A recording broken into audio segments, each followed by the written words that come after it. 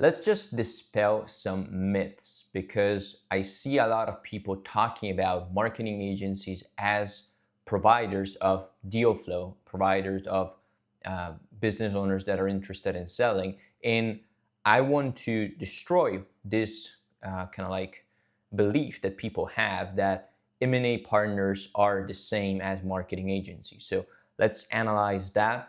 My name is Marco Palmero. I help with my company Ulysses, private equity groups, search funds, strategic buyers, even advisors that want to originate motivated sellers and deal flow, multi-million-dollar opportunities so that we can fill their pipeline and they can ultimately spend all their time closing deals instead of finding them. And I want to discuss with you this concept that some people believe in, that the origination of deals is just a marketing support, kind of like a marketing service that they need to access, and hiring an external marketing agency is going to solve all their problems. First of all, that is not true, and there are tons of reasons. I can really record 2-hour videos about that, but I'll try to be, to keep it short today and just break down some of the challenges that these people have faced and the challenges that they have shared with us when they came and decided to work with us as an M&A partner, and why these challenges are happening when people work with marketing agencies for finding deal flow. First of all, let's differentiate the type of target that we're going after. When it comes to finding businesses for sale, we're fundamentally scanning the market to find people that might have an interest or an idea of potentially exiting their business, which is, by the way, a life changing decision, very important thing. And as a consequence, it cannot be compared to reaching out or finding people that might be interested in a product or a service, simply because first, the way you're going to reach out to these people is different. Two, the type of interest that you're going to get from them is different. Third, the way you talk to them needs to be different in order to produce certain outcomes. So business owners that are interested in exiting the business are not potential clients that can buy a product or service.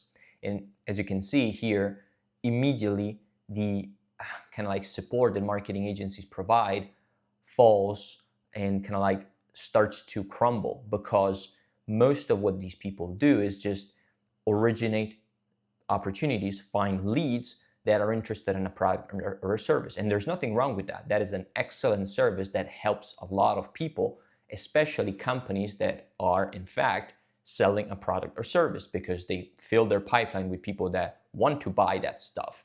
And then the company just needs to close these opportunities on a product or a service. It becomes very different when you need to originate business owners that are interested in selling, because now you're not filling the pipeline with people that need to buy something, but with people that have a potential interest in exiting their company.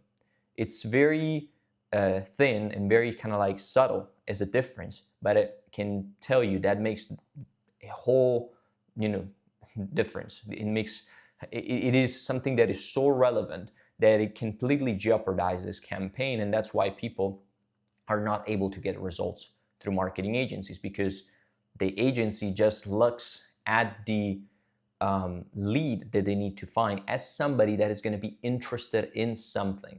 And in reality, that is not the case when it comes to a business owner. It's a little bit more complex.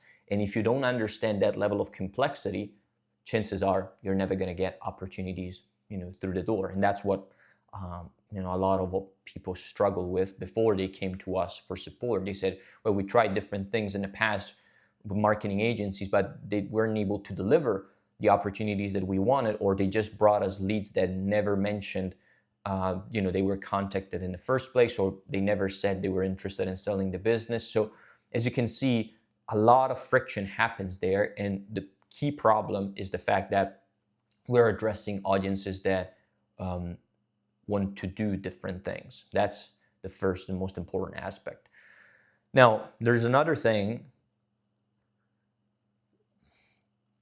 that I feel is important to mention, and one of the reasons why maybe some of you that tried marketing agencies are not able to get the results that you need.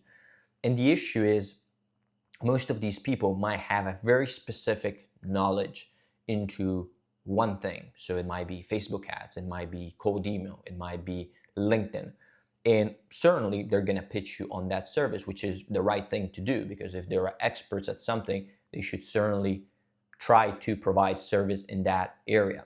The problem is motivated sellers might not be available in a specific channel. I'll give you an example. If you're trying to find plumbers interested in selling a business, it's going to be very hard for you to find them if the marketing agency is only advertising on LinkedIn, because not a lot of plumbers are spending time on LinkedIn, if you get what I'm saying. So in most instances, people will not have that understanding, and they will not know that the type of lead or the type of prospect that you're going after is not a fit for the channel that they're utilizing, and therefore they will just engage into a process that has no chance of succeeding, and it's like a failure from the very beginning. And it's not the marketing agency's fault, but the problem is that some channels just don't adapt, and they're not good for finding specific motivated sellers. That's why when we deploy our DealFlow engine and we work with clients one-on-one to find deals, most of our systems are multi-channel, because we want to tap different areas, different parts of the market, find where the business owners are more likely to respond, and then use these channels to build the interaction and build the relationship, because we cannot really tell where we're going to find these people and where they're going to be likely to respond. So we don't want to make that judgment beforehand. We want to let the market tell us. And that's another big differentiation that people might not understand, and kind of like some of the reasons why maybe the marketing agency that they hired didn't produce the results that they were looking for. Now, as you can see, there's already a clear definition and separation between what marketing agencies do and an M&A partner like us is actually doing when we fulfill a service. Because first, we understand clearly that we're not going after potential clients, but we're going after a person that is looking to sell the business. And even though you might be an advisor or maybe you're a buyer, we cannot approach it in a way that we're going to try to sell him something. It's going to be a completely different approach. Then we cannot approach him on one channel alone, because that is going to be completely counterproductive and is going to prevent us from having a chance of getting opportunities through the door. So already we're talking about two completely different approaches, but there's more to that. And I can dive deeper into some case studies. I will actually do that later. This is actually an important thing. The marketing agency industry, if we want to call it this way, is characterized by marketing agencies that might provide services to different types of companies. Others might be more specialized in one sector or one vertical, but many of them are just going to provide advertising to different companies in different industries, because fundamentally what they're selling is the advertising service. And then they deploy it and decline it into different industries to adapt it to that particular sector. The problem with that, as you can clearly see, is that in our specific case, we're talking about an industry that is very complex in nature, where we're not talking about finding hundreds or thousands of leads or motivated sellers in our case. We're talking about maybe finding 20, 30 motivated prospects that we can then nurture over time, and maybe 5, 6 of them will convert into serious discussions, and 2 of them will convert into an offer and ultimately a deal. So we're working with tiny numbers, and it is important to cultivate those relationships carefully. And in most instances, marketing agencies don't understand that. They kind of like just try to get as many leads as possible, and ultimately they try to deploy a strategy that is kind of like a cookie cutter methodology into a sector, the acquisition space, that has very specific criteria that you need to follow in order to be successful. And so it's almost like saying, well, you're working with somebody that is a generalist compared to somebody that only sources business transactions. that is kind of like the comparison that I'm trying to make. When you work with somebody like an M&A partner, you get somebody that is experienced in sourcing deals, period. They don't provide any other support or marketing service to other sectors or other kind of like industries. They don't even do marketing at all, because I don't like to call what we do marketing. I call it originating deal flow on behalf of people and finding qualified prospects that then we nurture over time so that they can convert into multi-million-dollar transactions. That's very, very different, because we take care of the entire process, not just the origination part. Then we nurture the prospect until it books a call and then is ready to move to the next step with you as a buyer, you as an advisor, you name it. So this is another big differentiation.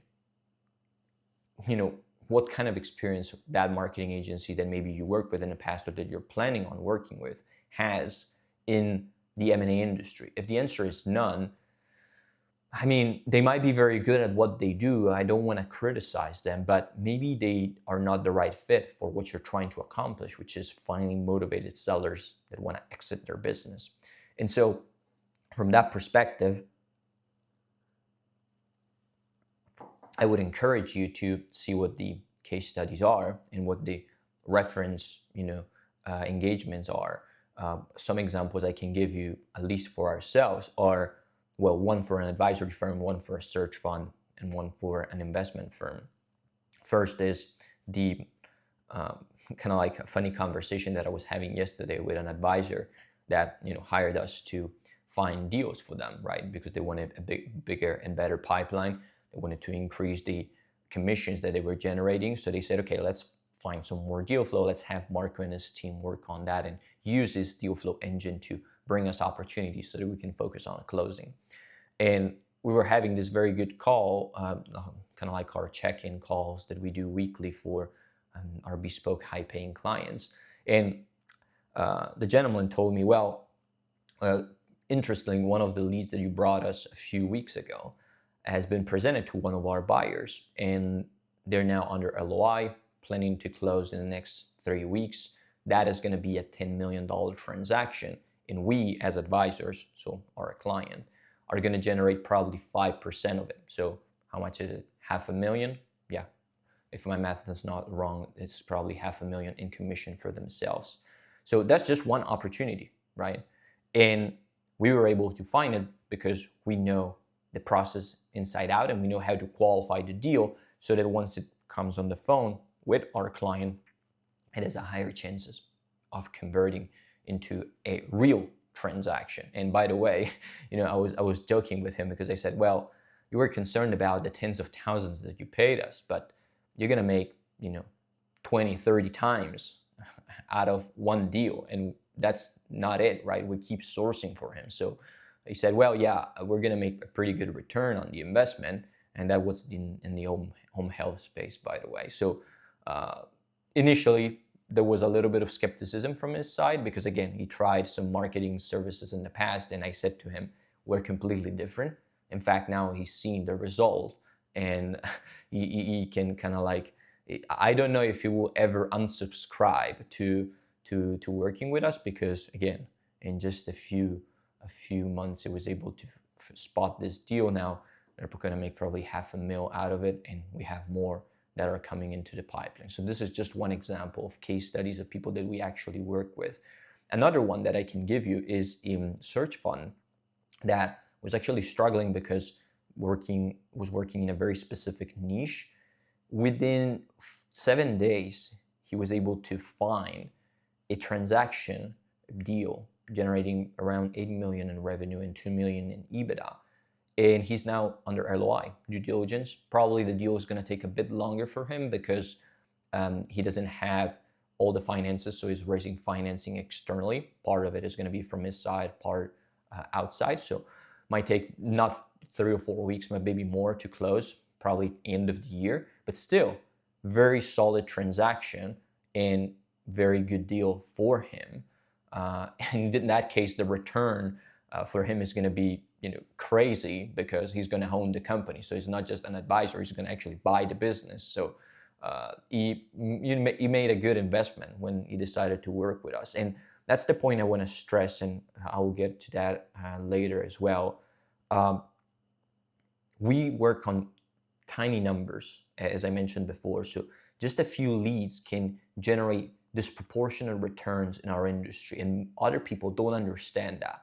So 20 leads in our industry might be all that you need to close two multi-million dollar transactions that are going to make the entire process absolutely worth it. And working with somebody like us, just a no-brainer.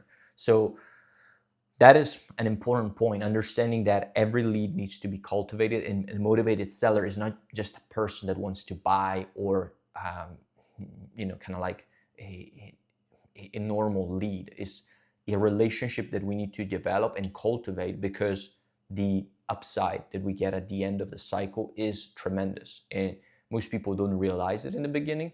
But we're talking about generating multi-million dollar deals with very limited investment, tens of thousands, maybe more than that. Sometimes we also work on part success. So that really depends on the nature of the engagement and how specific you want the relationship to be.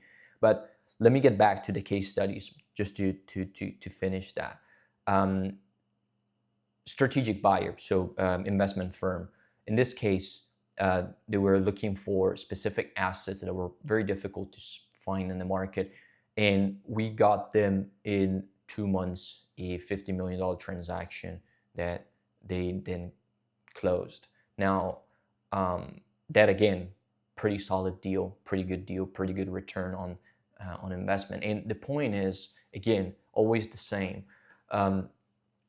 If there's no references that you can look into, then probably the party that you're looking to hire or that you want to work with is not the best fit for what you're trying to accomplish. Not necessarily they're bad at what they do. That's not what I'm trying to say, because most of these other companies that are not like us, by the way, they're two completely different things, are very good maybe at what they do. Maybe they're good at helping, I don't know, e-commerce businesses, plumbers, or other folks getting more clients, but they're not good at finding motivated sellers. And that's all that we do. And if you want to check more about case studies, by the way, you can go to our site, ulyssesholding.com. There's a button on the homepage where you can click case studies, see a list of them, references, and all these things. We constantly upload new case studies. We try to keep some of them confidential because some clients don't want us to talk too much about it, but there's still quite a lot of use cases that you can look into. So go there if you want to get more information about that. And getting back to my initial point about the marketing agency industry and what we do here, it really comes down to, again, the outcome that you want to achieve. If you just feel that finding a business for sale is like, finding leads and then converting these leads, then probably you're not, operating with the right mindset, because there's a lot more to it. And the cycle is generally much longer. And without a deep understanding of what's actually happening below and behind the curtains, I should say, then chances of getting good deals are almost none, right? So there's another point that I wanted to cover about this marketing topic, and that is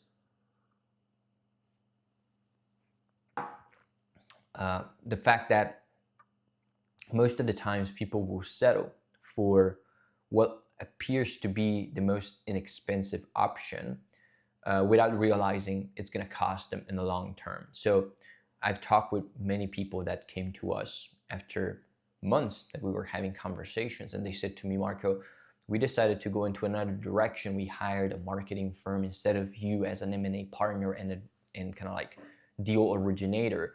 And we ended up wasting time and money and getting nothing, because most of the leads that they were bringing us were cold.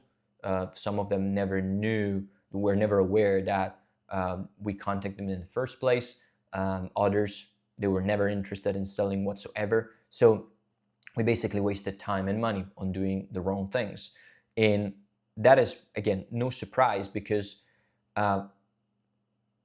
having a deep understanding of the process is important. Sometimes, um, marketing people will just bring you leads thinking that you have an internal system to nurture these people and then convert them into a sale. Then, that process might be good for a business that, again, is providing goods and services to somebody else, but is not effective when you're trying to find motivated sellers that want to exit their business. There's an extra level of care that you need to put into that, in a nurturing system that you need to develop to make sure, one, these people convert, then they show up for a call, and then they are committed throughout the process. And we generally break it down in 3 steps: attraction, qualification, and then calls. That's how we structure every single process to make sure, one, you get the leads that you actually are looking for. 2, you're booking calls with people that are actually interested and that are going to show up. Of course, show up rate is not going to be 100%. That's just not, how business works. But increasing that show up rate and bring it as high as possible. And then working on the few prospects that actually have the ability to convert. Because, I don't know how to say that, but quantity sometimes is not the best way to go about doing things. It is much better to maybe take 10 calls instead of 50 calls. If all these 10 calls are people that are super motivated in selling, they're ready to take action, and they're going to follow through and kind of like, move forward with the process without hesitation. Because these 10 might be, as a few of them fall through, we might have just 6 that are left at the final offer, 2 or 3 of them that convert. Each one of them is a $5 million deal. $50 million worth of deals are over there. People don't realize that. They don't realize, one, that very few deals close, and that also we are working with tiny numbers. So the quality is, in most cases, more important than the quantity. And that is, again, getting back to the fact that they wanted to spend less and invest less. They invested less up front, but they wasted time, and now they need to find new deals all over again because they never got to the finish line. Instead, with a sizable investment up front, you get to generate opportunities that are actually tangible ones and that can produce a transaction. And ultimately, the interesting thing that most people don't realize, and I will get back to my first case about the advisory firm, every single investment that you're going to make with us or with any M&A partner that you might hire is going to be de minimis compared to the return that you can generate out of the deal. And let me explain this. Let's say that you invest $10,000 to find opportunities in business deals, and over the course of 2 months, you find 15 qualified opportunities. Now, not all of them are going to convert into a deal. Let's say that half of them convert into an LOI, a letter of intent, for those of you who don't know. So 7 of them become LOIs. Not all LOIs are going to close. Let's say that only 30% of them convert. Okay, that's 2 deals. 2 deals are in the purchase and sales agreement. Let's say that only 1 closes for whatever reason, and the deal is, I don't know, 1 million. Well, if you are the actual buyer, you made a crazy return because now you own $1 million business. So good for you. You invested 10 grand to acquire $1 million business. If you're an advisor, maybe you're charging 5 or 10%. Generally, maybe it's more than 5% for these small deals. Let's say it's 5 just for easy math. Then you made 50 grand and you invested 10. Now, those are tiny numbers because in most cases, people will target deals that are much bigger than that. So the returns will be very, very high, and there will be a huge discrepancy between the amount invested up front and the return that they get. But you get where I'm heading at. So a sizable investment into the right system can be offset by all the returns that you're getting at the bottom and at the end of the funnel, because 2 or 3 deals can really change everything. Even 1 deal, if you're a search fund and you just need to find 1 acquisition, you buy 1 business for 5 million, how much is 10 grand or 20 grand compared to a $5 million business that you just bought? it's a very de minimis, figure. But most people don't realize that, and they always try to compare the exposure that they're getting to the kind of like risk that they're taking, and they don't realize that the upside is tremendous in this industry. I feel in some instances it's because they don't have confidence that they can actually close these transactions, and that is your problem. Maybe the thesis that you have that is not strong enough, maybe it needs to revision. In other instances, it might be bad experiences in the past, which is the topic of this entire video. Maybe they hired somebody that wasn't actually the perfect fit for their industry, and they didn't get the outcome that they needed, so they're feeling like their investment is going to be wasted. But that is not a wasted investment if you put it into the right system, like the DealFlow engine that we run, that again source deals for advisory firms. I mentioned the guy that is going to make probably $500,000 in commissions in the next 3 weeks.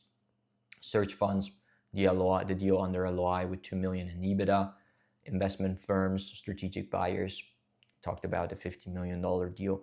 So I wanted to share this video just to break down and differentiate completely the industry, the M&A industry acquisition work to the marketing and lead generation space, because these are two different things. And despite the fact we might use similar tools in some instances, the approach, the strategy, and the system that we leverage are two completely different things. And that's why some people might struggle if they work with marketing agencies. But if you are on this video, chances are you already realize that. You might want to work with somebody like us, and that's unfortunate because we don't generally have a lot of slots available. We work with a few clients in a very bespoke way, but you can apply by clicking the link in the description. There's going to be a form and a call that you can book, see if we have availability and whether or not your strategic approach and your buy box actually matches what we can deliver for you. If that is the case, then we can look at ways to potentially work together, helping you in building a deal flow pipeline, finding motivated sellers on your behalf, taking all these issues and all these burdens off your shoulders so that you can focus all your time towards negotiating and closing good deals. And that is all you should really care about. If you are a private equity firm, search fund, even an advisor, all your time should be allocated towards these high value activities that generate results and revenue for you, or equity if you become an owner. So if you're interested in that, check out the link below, and I will see you in the next video.